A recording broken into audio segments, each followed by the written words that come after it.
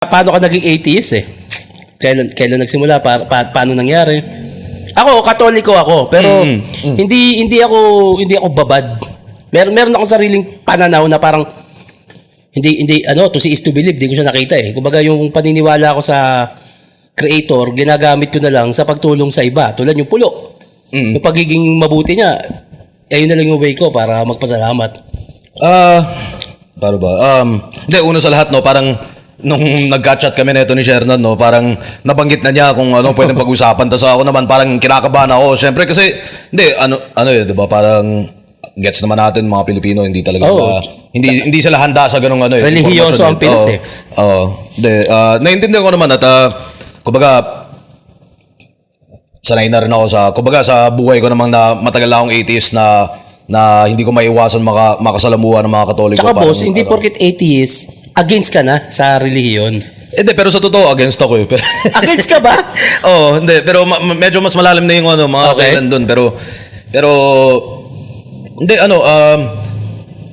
una sa lahat, syempre lumaki akong naniniwala, katulad ng maraming lahat ng Pilipino, ganun. Siguro yung isa sa pinaka-unang pinaka-exposure ko nga sa ganun, si AirPods ko rin. Kasi si AirPods ko rin, atheist din talaga siya. Tapos parang nung bata ako, naalala ko yun hindi ko malala kung ano yung sitwasyon pero parang nabanggit niya na parang, hindi kasi totoo yan eh. Tapos parang, bakit naman? Tapos parang, hindi, basta. Tapos mula doon, parang natanim na sa utak ko na posible siyang hindi totoo. Tapos yun, parang mula doon, parang nagsariling hindi ko si AirPods kasi hindi ko siya masyadong makausap ng malalim sa ganung bagay. Parang siya yung siya yung klase ng AirPods na na old school kumbaga na parang ikaw bahala, parang pagdaanan mo mag-isa, hindi kita tutulungan sa sa mga ganito ganyan. Parang kahit na siya yung nagtanim sa utak ko parang hindi ako pwedeng lumapit sa kanya parang bakit ganito? Bakit ganyan? Ikaw mas maganda makaalam. Oo. Hindi, as in, susungitan talaga ako nun na parang, doon ka nga, putang na ba? Diba, tatrabaho pa ako eh. So gets naman, di ba? Pero, ayun, tumuloy pa rin ako na pagkatapos kong narinig yun sa AirPods ko, parang yun nga, nagsakristan pa ako, tulad ng maraming Pilipino. Di ba may picture ka ka? Yung picture na yun, wacky pic ko lang yun, na joke time lang dapat yun, pero akala ng mga tao seryoso. Pero bago nun, nung elementary, yun, nagsakristan na rin ako. So binyagan ka? Hindi? Confirmed ako. Talaga? Required sa school eh. Yung baptismal? Hindi, bukod sa binyag, yung pag-apat mo ng ano ba yung ano ba tawag sa ganun? Kumpisal sa grade 3, grade 5 ba? O basta parang ganun eh, 'di ba? Parang kapag umabot ka ng kung ano mang grade 'yun, required pa rin siya doon sa school namin, no. So lahat yun medyo alam ko, pati parang inaano ko rin, parang inaaral ko rin yung Biblia rin dati, yung pero habang yun, parang kapag may paliwanag sila, parang hindi sapat para sa akin. Parang teka, kung ganito, ba't ganyan? Kung ganyan, ba't ganito? May ganun din ako bilang Katoliko. Tas which is tingin ko napaka-natural sa karamihang tao, 'di ba? Yung pagdududa. At yung mismong Catholic, 'di ba? Parang tinuturuan ka pa kung paano labanan yung duda na yun, pagdududa na yun, 'di ba? Paano mo kukontrahin yung pagdududa, parang sinasabi pa nga doon, boss, na pag di ka naniwala, kumukontra ka sa katotohanan. Hindi. Bawal ka bang mag-isip, mag-question, di ba? Parang kontrolado nyo na ba lahat lagi? Ayun nga, di ba? Parang tinuturuan yung Katoliko sa ganun na parang, bulong ng demonyo yan o kung ano man, di ba? Parang yung pagdududa yan, parang tas kadalasan yung yung pinaka paliwanag, di ba? Parang hindi, para sa akin, hindi logical.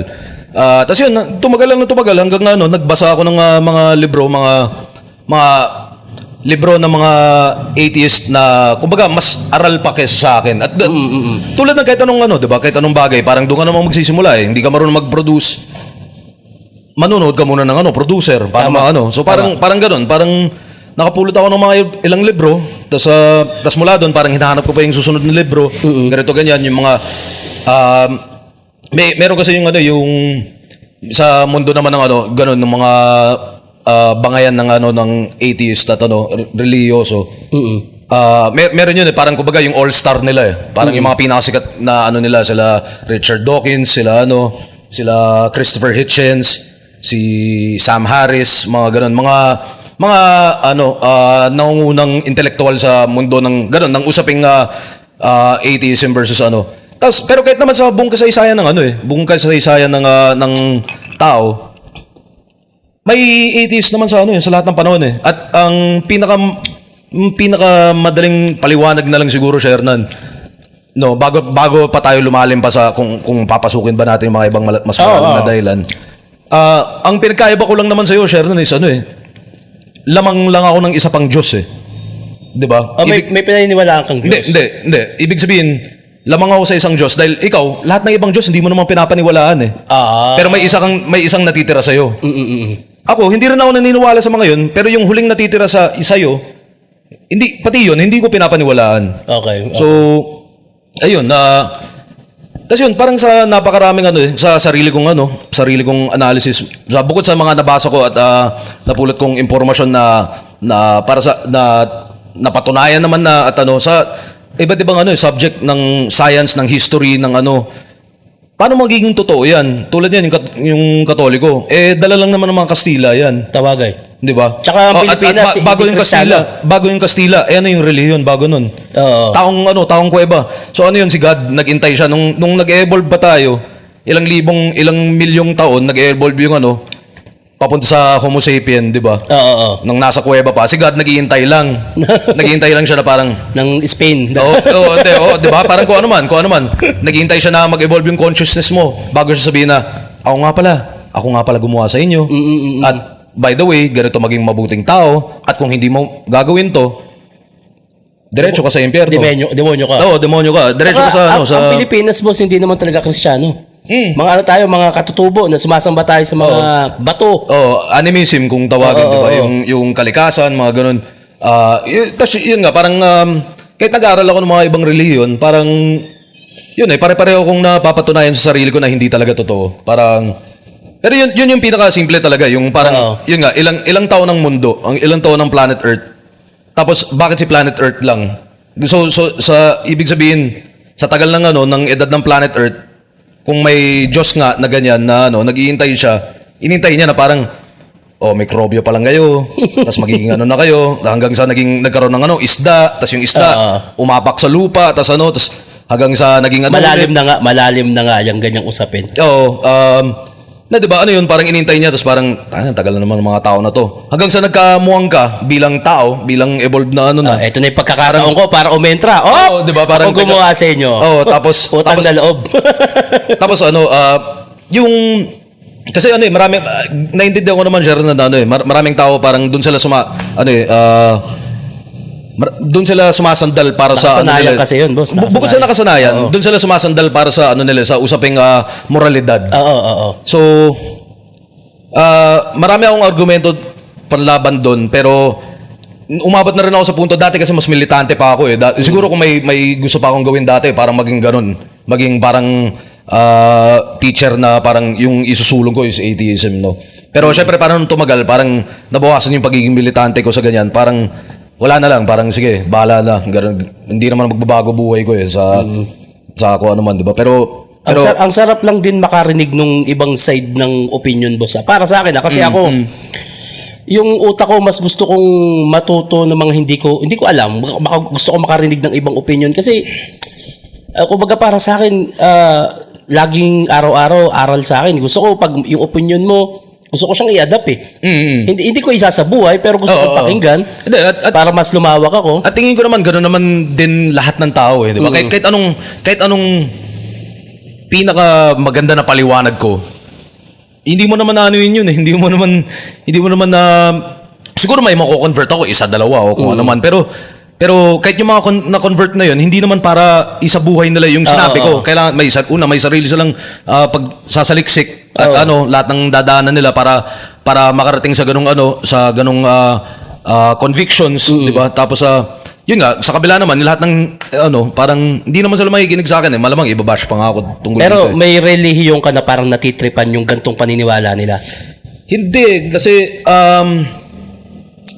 tulad ko ako, parang yung Muslim, trip ko yung kung paano yung gusto nila. Ako, gusto ko nang iwasan yung baboy Hindi, ang hirap lang Parang gusto ko ma-adapt sa Muslim yun Hindi, pero yun nga, parang kumbaga, Pero kailangan mo ba maging Muslim para ganun? Hindi naman eh. disiplina. Diba? Disiplina lang eh. So parang parang ganun ko siya tingnan, Shernan, sa lahat ng Sa bagay, lahat ng mga tama. relihiyon, parang kumbaga ang daming ang daming unnecessary. Kung may gusto kong gawin, may gusto kong mapulot doon, hindi mo naman kailangan maging ganun para makuha yun eh. Tama, Diba? tama. Tulad yan, kuya, ang tao, 'di ba? Yun, balik tayo dun sa usaping moralidad ng no. Maraming tao nagsasabi kailangan na lang magpakabuti para hindi sila pumunta ng impyerno, 'di ba? Hindi sila maano. Pero totoo ba 'yun na merong ganun? At sa kabila naman nun, kapag hindi totoo yung impyerno, ibig sabihin ba nun is masama ka ng tao? Oo. Ano ibig sabihin nun? Sa ugali mo, 'di ba? Ako hindi ko kailangan maniwala sa langit at sa impyerno para maging kung anong klase man tao ako. Hindi ko sinasabing mabuti ako. Pero 'di ba, parang yung moralidad ko, parang hindi ko kailangan hindi siya nakasalalay sa ganun na parang taka na magpapakabait ako kasi kung hindi pupunta ako sa impyerno, mainit doon, ganyan. Sarap pakinggan, Parang ganun. habang buhay akong tutorturin, 'di ba? Parang at saka parang idagdag na lang din natin noon, Shernan, pucha, yun eh.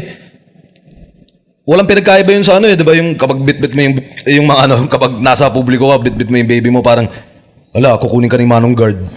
Di ba? Kukunin ka ni Manong Guard. Kukunin ka ba talaga niyan? Oo, di ba? At Panakot na lang. Panakot siya. At ano yung panakot? Para sa bata, di ba? So ako hindi tayo bata para para kailangan maniwala sa ganun na di ba? Parang yun, hindi ko siya kailangan para mabuhay, para pakabait at hindi rin para magpakasama, 'di ba? Naniniwala ako, 'di ba? Kung masama rin akong tao, hindi gawa ng demonyo 'yan. Ako 'yan. Ako 'yun. Oh, Hindi desisyon ko demonyo, 'yun. oo. Oh, hindi 'yan. Parang yung sinabi, parang alak na na parang may iba kang sisisihin dahil may ginawa kang mali. Hindi. Ininom mo 'yan eh. Oh, mali mo 'yun, 'di ba? Parang ibig sabihin nasa ugali mo 'yun para kaya mong gawin yung ganun, 'di ba? Saka wala pa namang nakakita ng totoong demonyo eh. Lahat nasa movie lang eh. Hindi, diba? Pero tulad yan, yun, balik tayo sa, yung mga ibang pamahihing Pilipino, diba? Mga superstition, lahat ng nakakatuwa nga sana isipin. So, kung totoo nga yung manananggal, parang astigata makakita ng Tsaka ganun. Avengers yung boss. Kapre, diba? Parang astig makakita ng ganun. Pero, ba't yun? Hindi, wala naman wala naman, kumbaga, marami ng modernong Pilipino na hindi na naniniwala sa ganun. Marami pa rin naniniwala, pero may iba na hindi naniniwala sa ganun. Para sa akin, pareho lang yun. Walang pinagkaiba yun na kung kayo hindi kayo naniniwala sa manananggal, hindi ako naniniwala sa Diyos na nandun, nakaabang, at higit sa lahat yung sumisingit. Yung parang, eto, mas maraming dasal to. So, siya yung papaboran ko. Siya yung ganyan. Parang, ang doon sa usaping malalim, interventionist na God. God na sumasali, pumapasok, namimili ng kakampi, namimili ng di ba? Parang lahat naman, yun pa yung sa totoo, yung karamihang reliyon, parang yun yung marami silang may sakit na gano'n na parang, hindi, kami yung napili. Pride na lang yan boss. Kami yung napili. At yun rin yung pride na mangbabash sa akin paglabas na ito, no? Pero, Hindi yan. pero, Kung matututunan nilang irespeto yung opinion ng iba, hindi ka na para i-bash. kahit nga kahit nga hindi ganito yung usapan natin, nababash tayo kahit Sa bagay. bata Kung ako na boss, lang kung halimbawang mababago man yung, kunyari sa Pinas, ayoko mawala yung Pasko. Kumbaga parang piyesta sa akin yan eh. Ang sarap kasi magbigay dyan eh. Yung Pasko, Valentine's, parang ang sarap i-celebrate yung parang, eto magmahalan tayo ng mas higit pa. Bilang mag-asawa, Valentine's, parang gawin na lang natin siyang piyesta. Yung Pasko, gawin natin siyang piyesta ng pagmamahal, pagbibigayan. Kung mababago man yung routine ng Pilipinas o ng kung anong relihiyon, ayoko mawala yung Pasko. Bilang hindi Katoliko, ganun din yung pananaw ko. Di ba? Kapag Pasko na, ganun ko rin siya ituring, yung selebrasyon, di ba? Ang sarap lang kasi magbigay. Ang sarap mag-share. Kumbaga, lalo parang season ending, year ending, year ender, mamigay tayo. Kumbaga, mag-share lang, parang ganun. Pero yun nga, parang eto sa edad ko na rin, matagal na rin akong kung ano ba, gano'ng katagal na ba ako kilala ng publiko, di ba? Na siguro yung iba, parang may ideya na rin sila na atheist ako, ganito, ganyan. Ngayon ko nga lang siguro na isa sa publiko talaga yung mga paniniwala ko sa ganun na kung bakit ako atheist. Tapos syempre kumbaga napakalalim pa talaga nun. Oo. Kung gusto talaga ng ng diskusyon, pwede naman. Pero karamihan ng mga diskusyon na ganyan, laging na uuwi sa away. Bida-bida yun, boss. Oo. Hindi tumatanggap ng opinion yun. Yun nga yung, di ba, yung kasabihan nga na yung usaping political pati religion, hindi dapat sa sa bahay, di ba? Totoo Or naman. Hindi, sa kainan, di ba? Tsaka masarap lang makipagkwentuhan ng opinion sa opinion nang hindi mo na dapat kontrahin. Tulad mo, may opinion ka, may opinion ako. Hindi porket sinabi mo yan at hindi ko naman ginagawa, mali ka. Oo. Hindi, pero kasi syempre tayo, magkakilala na tayo eh. Lahat ng manonood na ito, putya, hindi naman ako kilala, hindi ka rin kilala. Tapos, mababash tayo ng gano'n na kahit naman bukas naman tayo sa mas sibilisadong diskusyon. Pero naniniwala ako na tumatalino na tao, boss. Hindi. Merong kukontra, pero naniniwala ako na merong kukontra dyan, nabubukas yung isip na, ire-respeto ko yung opinion niya. Meron ng ganyan. Malawak na rin yung syempre, ng tao ngayon. At yun naman talaga yung di ba? Yun naman talaga yung direksyon ng karamihang sibilisasyon, mga lipunan, di ba? Mga kung papansinin niyo yung mga ibang napakayaman na bansa, marami rin sa kanila na atheist, di ba? Na kumbaga yun yung normal sa kanila. Di ba? Tapos parang sila yung natatawa sa parang ganyan ba yung pinapaniwalaan nyo? Parang may ganun. Although, syempre, yung Amerika, pinakamayaman, religyoso pa rin yan. Maraming religyoso. So, sa South Korea, pinagkakakitaan ng Katolisismo dun. Ang daming Katoliko dun na, kumbaga, bawat street may simbahan eh. Sa China, ang China is atheist state dahil sa paniniwala nilang di ba? Yung parte ng communism nila na komunismo nila na maging atheist. Nag-iiba na lang din yun sa sa lalim ng pag-aaral mo ng Tsaka ang daming bawat mundo may iba't ibang Diyos. Di ba? Lalo sa yun nga yung mga Buddha. Yung mga relihiyon na yun nga parang ang daming kategorya pa nun eh. Yung atin yung tinatawag sa yung mga Abrahamic religion, which is Christianity, Islam at Judaism. Yan mga yun eh. Ang tinatawag pa nga dyan is yung monotheism, iisang Diyos, di ba? Nag-evolve yun mula sa lumang pananaw na polytheistic, which is yung maraming Diyos, di ba? May Diyos ka ng may Diyos ka ng araw, may Diyos ka ng ulap, may Diyos ka ng hangin, may Diyos ka ng puno. Egypt na yan parang or mga ibang di ba? Parang maraming mga ancient na ganun, di ba? Na kahit yun nga, parang yung buong paniniwala sa Norse mythology, ganun. Parang si Thor, si God of ganito, God of ganyan. Tapos may katumbas siya sa lahat. Sa Roman, may katumbas rin sila. Yung God of Mercury, God of God of Jupiter, God of War. Diba? Akala ko nga dati, boss, ang Judaism, ang Diyos nila si Judea. Baka ma-cancel tayo mula sa Israel mismo. Baka iba rin yung kapangyarihan ng mga Hudyo na yan. Judaism si Judean Santos. Iba yung kapangyarihan ng mga Hudyo na yan. Kahit ganun sila kakonte, puta, ibang klase yung mga yan. Doon galing yan, doon galing.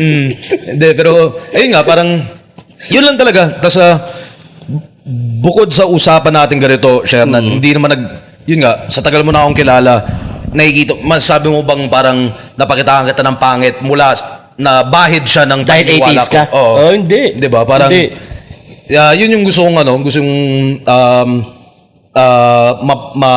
maisip sana ng iba.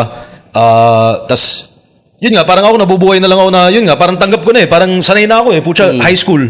Naniniwala sila sa ganito. Tsaka ako kailangan kong tiisin. Parang, kahit 80s ka, ninong ka ng anak ko. Oo. Pupunta ka ng, umaatin ka ng kumbaga parang, ito yung routine ng mundo eh. May ganito eh. Kailangan mong pakisamahan lahat eh. Yun nga, parang wala siyang pinagkaiba siguro nga sa Muslim na kailangan makisama sa Kristiyano sa Pilipinas. Oo. Parang ganun lang din ako. Yung akin lang is wala akong avatar na di ba? Actually, yung isang anak ko, ang ninong niya Muslim kahit Kristiyano ako kasi pwede nire-respeto niya kasi yung parang si Jesus, ang tingin niya doon ay teacher. Sa Muslim. Yung sa Islam, prophet pa siya. Kumbaga, hindi naman ako kontra sa relihiyon niyo. Kinuha ko siyang ninong, pero ang tingin niya sa anak ko ay hindi anak mismo. Ganun niya irespeto. Hindi rin siya nagpapabless, pero hinawakan niya lang yung ulo. Kumbaga parang, gusto naiintindihan niyo yung seremonyas. Di ba? Yung respeto. Kumbaga, magkaibigan talaga kasi ng Muslim na yun eh. Kaya pumayag siya maging ninong ng anak ko at itinuturing niya yung anak ko na anak mismo.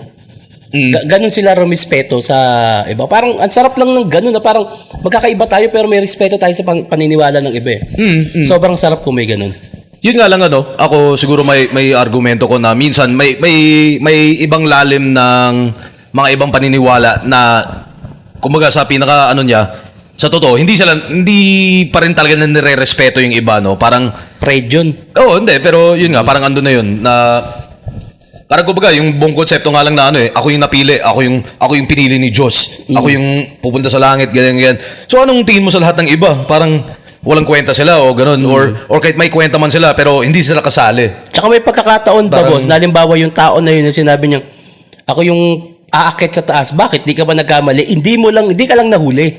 Pero gumagawa ka ng katarantadong kalokohang hindi. Yung pagkupit ng bata ka, masama yun. Okay, kahit yung ibang minsan kuyari parang ganito parang chef, lahat ng pinupuntahan ng usapan natin, nagpipigil pa rin ako eh. May sinusubukan pa rin akong iwasan na mapuntahan, no. Pero kuyari isang halimbawa lang, kuyari yung mga yung mga super parang toxic positivity kung tawagin na yun, parang yun nila na parang plano ng Diyos, lahat to plano ng Diyos, na parang ganyan.